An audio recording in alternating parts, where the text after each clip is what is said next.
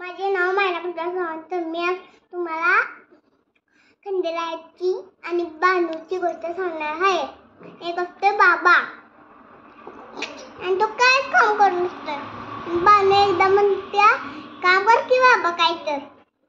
काय मेंढर धुवायचा पाण्यात. मग जातोय पाण्यात धुवायला.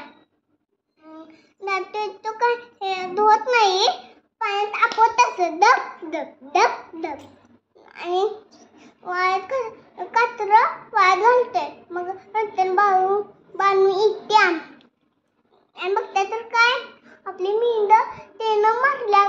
मग आता ती रडत बसत्या, काय करू बाबा.